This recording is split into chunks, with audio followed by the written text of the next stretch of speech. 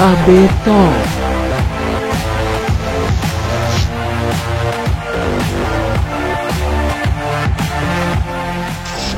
Halo Sobat Bros, good morning from Coffee Morning, Rumah Sakit Al Basayani dengan saya Dr. Febi Amanda Clarissa, host Anda pada hari ini.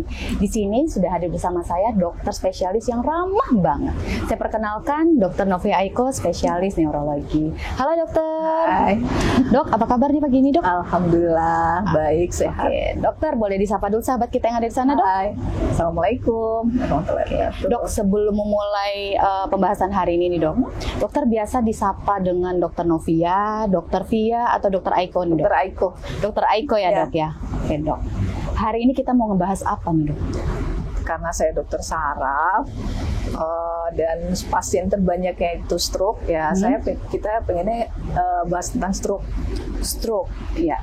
Kayaknya sih sahabat-sahabat di rumah juga pasti udah sering tuh dok dengar stroke atau mungkin gejala stroke gitu ya dok, tapi nggak tahu pasti karena mungkin sumbernya nggak jelas ya dok ya. Jadi mungkin itu menarik sih kita bahas hari ini ya dok ya.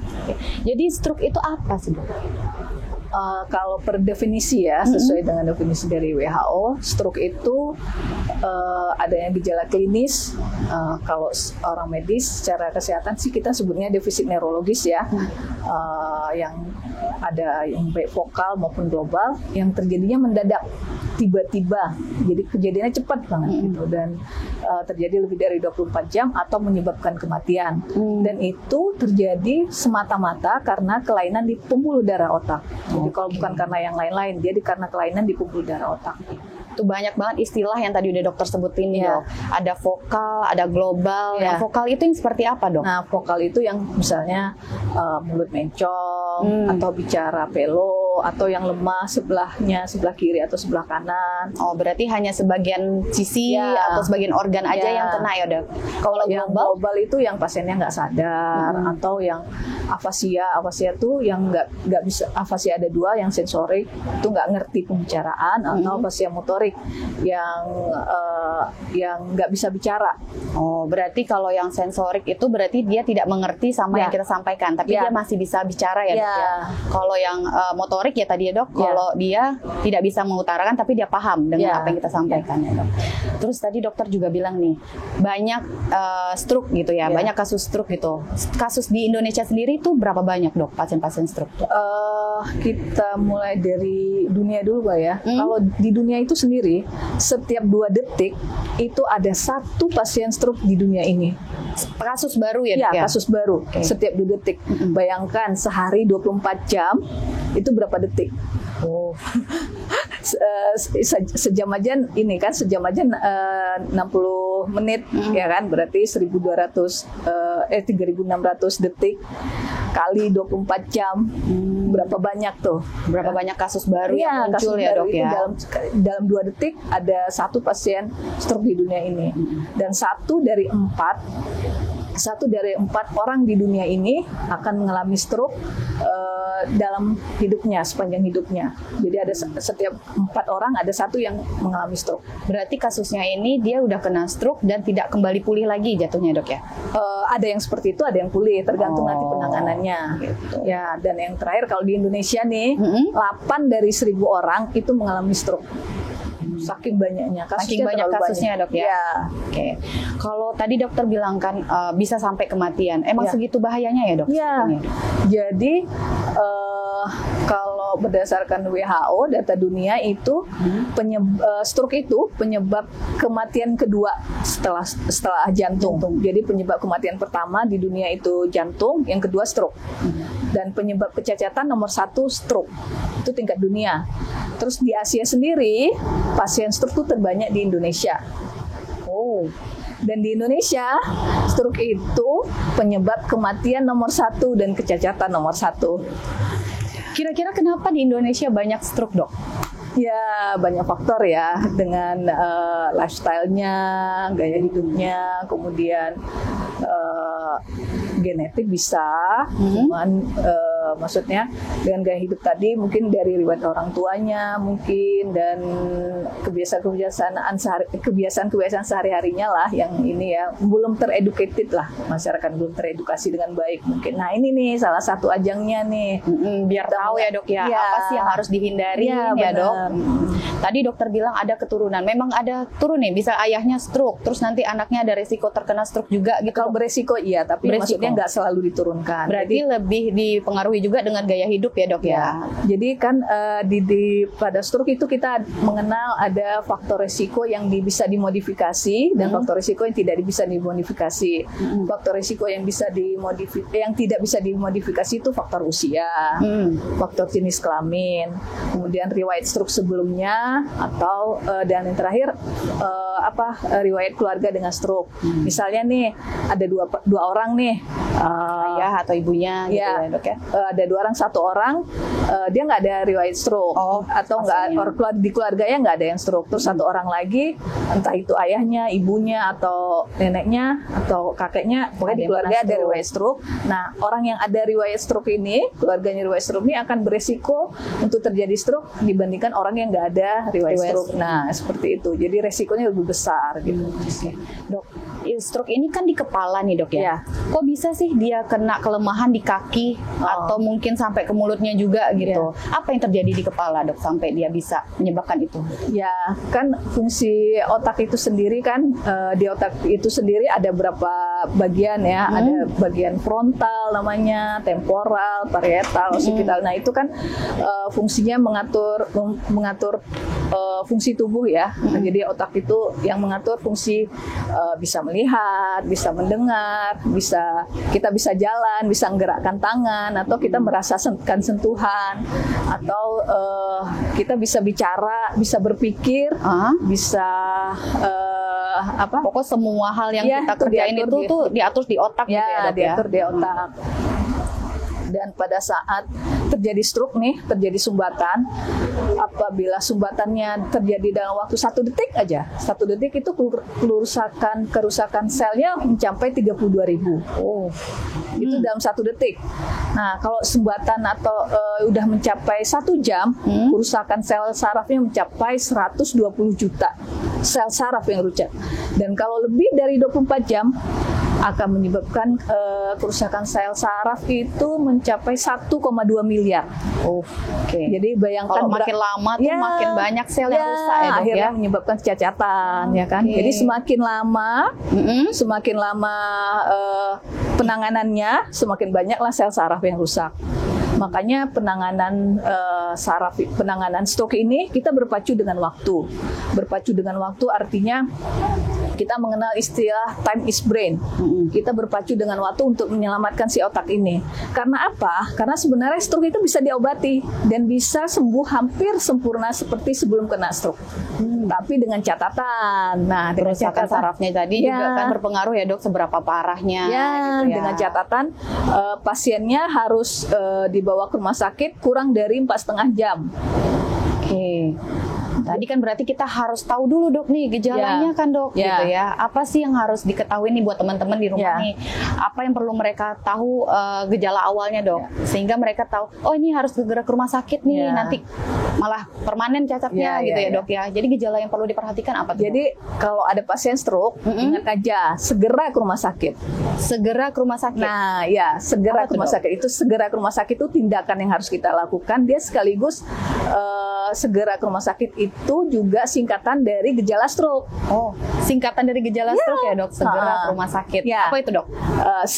Yang pertama kan segera ke rumah sakit ya. Yang pertama tuh senyum yang tidak simetris, atau kita senyumnya tidak simetris. Berarti antara kanan kiri ini miring-miring ya dok ya. Biasanya kan kalau dokter saraf periksa pasien atau dokter umum periksa pasien, senyum bu, sampai kelihatan giginya, terus mencong, mulutnya mencong ya. Nah kemudian kan segera ke rumah sakit. Senyum, terus habis itu gerak itu gerak separuh tubuh yang ketinggalan. Jadi anggota geraknya gerak kaki sama tangannya, tapi dia harus sesisi ya, maksudnya tangan sama kaki gitu. Gerak separuh tubuhnya ketinggalan, entah itu nggak bisa diangkat atau nggak bisa digeser, atau udah bisa diangkat terus jatuh lagi gitu loh. Jadi geraknya ketinggalan.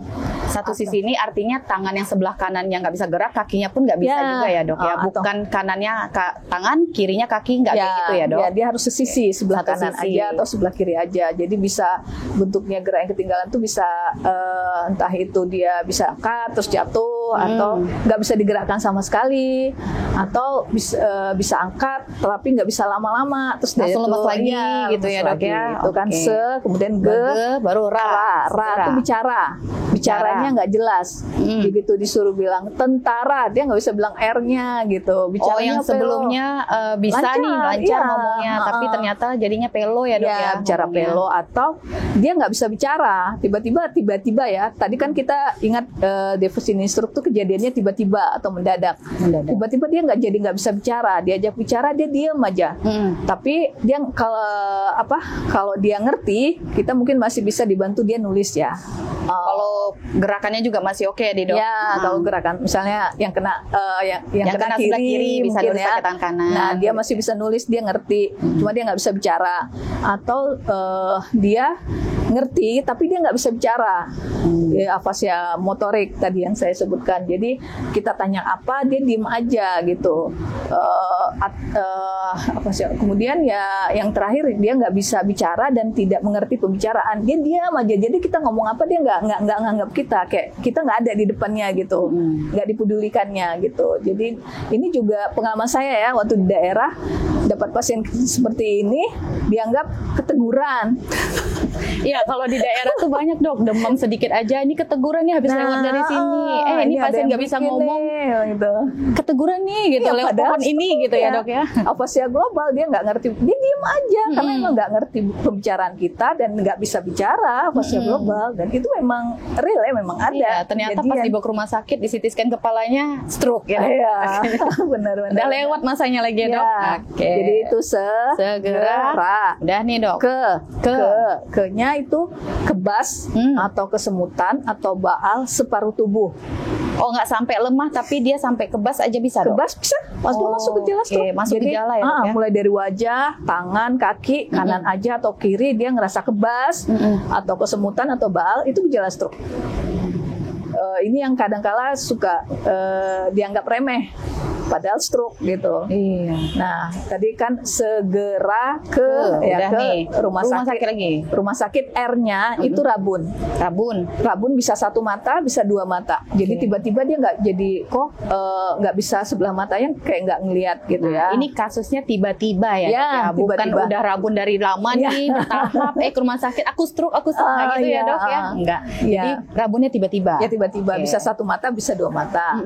Kemudian ke rumah sakit kan R, kemudian S. S-nya ini sakit kepala hebat yang belum pernah dirasakan sepanjang hidupnya. Ini khas pada sakit kepala hebat, subarachnoid bleeding atau perdarahan di selaput otak. Nah, itu khas itu. Jadi sakit kepala hebat yang nyeri banget yang nggak pernah dirasakan sebelumnya. Atau S-nya itu kalau ada gangguan keseimbangan. Jadi kalau dia jalan tiba-tiba lemas gitu. Atau dia ngerasa kok kayak melayang, tiba-tiba kok kayak melayang, kayak atau ngerasa pusing berputar, harus di ini juga ya. Sering itu dianggap remeh, gangguan keseimbangan ini, artinya yang ngerasa kayak pusing berputar, ngerasa oyong tuh vertigo biasa gitu. Padahal itu juga harus diwaspadai, ada yang vertigo yang karena stroke. Jadi karena stroke-nya dia jadi vertigo itu ada sebenarnya. Ya, itu sebenarnya vertigo itu ada yang katanya di keseimbangan kayak di telinga ya, dok ya. Tapi bisa. Ini ada juga yang disebabkan karena stroke-nya gitu ya. Oke. Jadi itu tadi gejalanya, ingat aja kalau ada gejala stroke, segera ke rumah sakit. Segera ke rumah sakit itu tindakannya.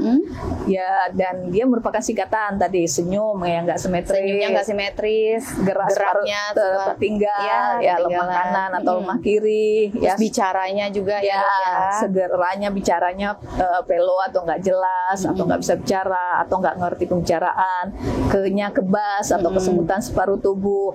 R-nya tadi rabun ya, rabun mata sebelah aja dua-duanya. S diagnosisnya yaitu sakit kepala hebat atau gangguan keseimbangan. Oke, ini untuk gejala yang tadi segera ke rumah sakit itu nggak harus kita rasain semua ya dok? Ya, salah satunya benar. aja yang terjadi tiba-tiba itu ada termasuk gejala dari stroke. Ya betul. Ya dok ya. Oke, ini tadi kita udah ngebahas soal gejalanya. Kalau ternyata teman-teman di rumah nih udah ada nih keluarganya misalnya ngeluh hal yang kayak gini nih dok. Kapan sih dia bisa ke rumah sakit atau kapan dia harus ke rumah sakit dok? Segera. Oh benar-benar harus segera juga. Ya, harus segera ke rumah sakit. Jadi kasus stroke ini sebenarnya emergensi. Gawat darurat yang harus dibawa ke rumah sakit. Kalau yang punya BPJS tidak harus dengan rujukan, dia harus ke rumah sakit. Bisa ke UGD ya dok? Ke IGD rumah sakit terdekat. Dan seperti yang saya sebutkan tadi, time is brain. Jadi kita berpacu dengan waktu untuk menyelamatkan otak supaya jangan sampai menimbulkan kecatatan. Karena penanganannya itu kalau bisa cepat, jadi kalau pasien bisa dibawa kurang dari 4,5 jam udah dibawa ke rumah sakit, atau secepat mungkin begitu ada keluhan dibawa ke rumah sakit, kita bisa melakukan namanya IV thrombolysis. Oh, IV thrombolysis apa tuh dok? Boleh dijelaskan singkatnya aja dok? Jadi itu ada obat injeksi yang disuntikkan. Kemudian dengan dosis dan tata cara tertentu. Nah itu bila bila kejadiannya kurang dari 4,5 jam dan bisa diberikan kurang dari 4,5 jam, itu perbaikannya hampir seperti tidak terkena stroke. Oh, kembali seperti semula ya dok? Hampir nyaris sama seperti normal sebelumnya. Tapi ya itu dengan catatan kurang dari 4,5 jam. Kalau udah lebih dari 4,5 jam sebenarnya masih bisa. Namanya intraarterial thrombolysis. Nah kalau ini dia harus di cath lab dengan obat yang sama tapi langsung ke pembuluh darah. Berarti ada tindakan intensif lagi ya? Lebih ini lagi dalam lagi. Dok, tadi kan kita udah ngebahas soal penanganan. Saya sebelum lupa nih. Apa tuh dok? Dan IV thrombosis bisa dilakukan di rumah sakit kita. Oh udah bisa di rumah sakit kita? Ya, dan udah pernah kita dok? Udah beberapa kali. Berhasil dok? Berhasil, alhamdulillah. Pasien kita berarti udah kembali seperti semula lagi ya dok ya? Oke. Ya bayangkan kalau pasien stroke itu pasien stroke itu tidak hanya dia berpengaruh tidak hanya ke diri dia, tapi lingkungannya, sosialnya, selain itu juga ekonomi, itu yang harus diperhatikan. Memang stroke itu treatable, artinya bisa diobati, bisa diobati dengan catatan ya itu tadi kita berpacu dengan waktu. Jadi kalau kurang dari 4,5 bisa kita berikan, kalau lewat ya udah nggak efektif, udah nggak ada gunanya gitu. Soalnya banyak dok kasus di UGD ini pasien datang tuh kelemahan udah 3 hari dibilang. Kebanyakan gitu. Tunggu dulu. Iya tunggu dulu nanti balik lagi karena merasa itu udah gejala malam besok pagi dulu. Iya, padahal kapan aja begitu terjadi langsung dibawa ke rumah sakit. Karena mereka nih taunya dok gejala stroke itu ada stroke-nya stroke ringan katanya dok. Jadi masih stroke ringan besoklah ke UGD-nya atau berapa hari lagi balik lagi katanya gitu dok. Gitu. Ya dok ya. Itu yang dok, stroke ini kan identiknya kalau zaman dulu tuh pada orang-orang usia tua dok. Ya. Tapi ini ada beberapa kasus pasien-pasien kita datang dengan gejalanya pada mulai masih muda-muda datang. Emang seperti itu ya dok? Memang betul. Jadi bisa terjadi saya di usia mulai muda. Menemukan pasien-pasien saya, pasien stroke itu umur 30-an. 30 Tuhan dok? Iya. 36 dok. 36, 35, 34 mulai ada. Wah. Walaupun mungkin gejalanya ringan, tapi udah masuk stroke di CT scan dan dibuktikan dengan CT scan itu memang ada, stroke gitu ya, positif stroke di pasiennya gitu ya dok ya. Dan artinya kita harus lebih aware ya, harus lebih memperhatikan kesehatan. Jadi kalau ada gejala segera ke rumah sakit, yaitu selagi dia dalam onset dalam waktu yang rentang waktu yang saya sebutkan tadi kurang dari 4,5 jam bisa tangani dan bisa sembuh sempurna. Bayangkan aja kalau dia usia muda, dia harus tergantung pada orang tuanya yang mungkin udah sepuh. Itu saya lihat itu memang ada yang seperti itu. Untung ibunya orang tuanya nggak stroke, malah dia yang stroke. Tapi seharusnya yang muda ya juga, kan dok, gitu. Sampailah kita terkena stroke, ini suatu penyakit yang berbahaya yang harus kita cegah gitu, dan bisa diobati, bisa dicegah. Kita cegah, pengobatannya juga harus cepat dan tepat ya dok ya. Benar. Oke. Kalau ternyata nih dok, teman-teman nih udah tahu ini tapi ternyata tuh telat membawa ke rumah sakit. sakit, pasti kan ada gejala sisa nih dok. Iya. Nah, si pasien ini akan terus mengalami hal yang serupa itu, atau dia ada obatnya nih dok untuk mengurangi gejala sisanya itu? Jadi kalau udah lewat dari fase yang pas setengah jam itu, kita mengenal fase akut. Fase akut itu kalau untuk stroke kan ada 2 jenis, sumbatan sama pecah pembuluh darah. Nah, kalau yang sumbatan itu fase kritis, fase akutnya lebih kurang 5-7 hari. Kita bakal tetap rawat 5-7 hari ya. Nah, kalau masih dalam rentang waktu itu kita rawat, kita masih rawat. Kemudian ya yang kita berikan kalau dia stroke sumbatan, kita berikan biasanya pengencer darah.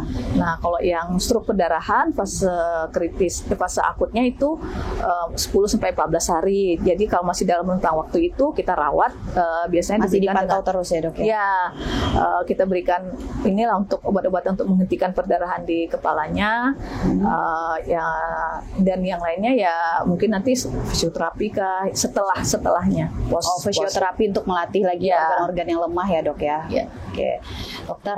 Tadi kan dokter bilang nih kita harus mencegah atau ini. Ada nggak sih penyakit-penyakit tertentu yang bisa menyebabkan stroke? Karena stroke ini kan terjadi tiba-tiba. Kita harus mencegah juga kan selain lifestyle segala macam. Penyakit yang bisa berhubungan dengan stroke gitu dok.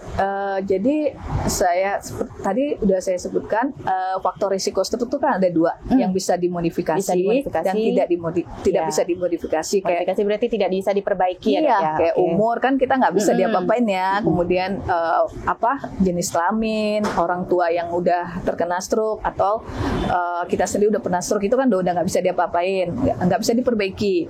Yang masih bisa diperbaiki itu faktor risiko ada 2, mayor sama minor. Kalau mayor itu kayak penyakit jantung, kemudian hipertensi dan diabetes. Itu kan artinya bisa diobati, artinya bisa dengan terkontrol bisa mencegah terjadi stroke. Yang minornya merokok, obesitas, obesitas, hiperurisemia, kadar asam urat yang tinggi, hiperkolesterol, dislipidemia. Nah itu. Oke, dokter. Kalau misalnya nih, tadi kan dokter bilang ada gejala stroke yang jenis stroke yang sumbatan sama pecahnya pembuluh darah. Tadi yang terapi yang dokter bilang yang pemberian intravena itu pengobatannya itu untuk sumbatan yang stroke yang mana? Jenis yang sumbatan. Oh, yang sumbatan. Dok, jenis yang sumbatan. Saya lupa tadi. Terus kalau yang perdarahan kita nggak berikan. Oh, yang perdarahan. Berarti kita harus tahu dulu nih jenisnya ya dok. Baru kita itu ketahuannya setelah CT scan. Setelah di rumah sakit tentunya dok. Benar. Dok, lagi dok. Tadi kan dokter sempat bilang nih, pasien-pasien yang stroke itu ada riwayat sebelumnya. Berarti stroke sendiri bisa berulang dok? Bisa. Kalau dia nggak rutin minum obatnya, terus nggak rutin kontrol, bisa kena stroke yang kedua ataupun yang ketiga. Dan biasanya stroke yang kedua ataupun yang ketiga lebih berat dari yang pertama. Oke. Jadi kalau misalnya yang pertama mungkin cuma ringan, artinya dia bisa angkat, tapi kalau ngelawan masih bisa, misalnya gitu. Yang lain mungkin setelahnya mungkin nggak bisa gerak sama sekali, lebih berat. Biasanya yang kedua, apalagi yang ketiga bisa terkena serangan ulang. Oke dok. Nih dok, kalau misalnya nih pasien-pasien stroke ini kan ada gejalanya tadi sampai lemah nggak gerak, atau bahkan tadi sampai nggak bisa makan dok, karena kan pasti dia tidur terus nih. Perawatan apa aja sih yang perlu disiapkan keluarga gitu di rumah? Karena kan banyak nih pasien-pasien stroke kita masuk ke ICU, terus nanti dia pulang dengan nggak bisa gerak nih dok. Apa sih yang perlu disiapin sama keluarga di rumah? Pertama mungkin yang kelihatannya gampang tapi susah ya, mental. Oh ya, berarti harus siap ya dok ya, merawat ya dok. Iya. Home care di rumah, terutama yang dependen ya, artinya tergantung sama orang lain ya. Dia harus siap mental, karena kadang-kala pasien stroke itu sendiri dia secara psikis sudah terganggu. Kadang-kala ada yang jadi gampang marah, gampang nangis, yang biasanya dia bisa aktif mengerjakan apa-apa, dia jadi gampang marah-marah sama orang. Padahal orang lain nih bantuin dia nih buat makan misalnya dok ya, atau mandi malah dimarah-marahin gitu loh. Nah itu ternyata malah mau bantu malah dimarahin gitu. Kalau kita nggak kalau nggak sabar kita juga jadi ya udahlah gitu ya sih dok. Oke, mungkin kalau kita anak ingat aja di tabungan akhirat kali ya. Nah itu mental. Yang kemudian secara ekonomi tadi juga penting. Kemudian udah lewat fase akut stroke-nya, dia juga tetap harus mobilisasi. Nah, yang belum bisa mobilisasi mungkin nanti dibantu dengan fisioterapi biasanya. Fisioterapi itu nggak cukup selama di rumah sakit aja. Biasanya setelah pulang nanti bisa dilanjutkan sambil rawat jalan. Itu penting supaya kan tadinya udah lemah, ada yang kadang sampai kaku. Jadi kalau nggak digerakin kaku, nggak bisa. Ini misalnya seperti ini nih ya, nggak bisa dilurusin. Saking berarti kalau fisioterapi yang nggak dilanjutin di rumah juga bisa, percuma ya dok ya? Ya bisa seperti itu. Jadi kalau dia udah lemah tambah kaku kan tambah makin berat. Itu dibantu dengan fisioterapi. Dan selain fisioterapi, kita juga bisa pasien-pasien yang kaku tadi kita sebut dengan istilahnya spastik, itu bisa kita lakukan injeksi botok. Dan saya ngerjain melakukan injeksi botok di sini. Botok supaya dia tidak kaku lagi ya dok ya. Jadi mengurangi gejala kakunya. Oke dok, kan tadi udah tuh berarti persiapan home care berarti satu, mereka harus sabar. Kesiapan pasien ya dok ya. Terus mungkin ada persiapan tambahan alat-alat yang di rumah ya dok ya, perawatan. Mereka bisa yang biasanya di rumah sakit dirawat sama perawat, ada dokternya.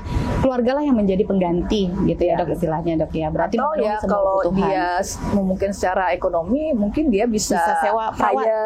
Iya benar, perawat home care ya dok. Rumah sakit kita punya dok. Nah, layanan home care dok, bisa diundang gitu perawat kita atau dokternya untuk periksa sekali-sekali ke rumah, itu bisa ya dok. Nah itu kan beban ekonomi ya, jadi secara ekonomi juga harus siap.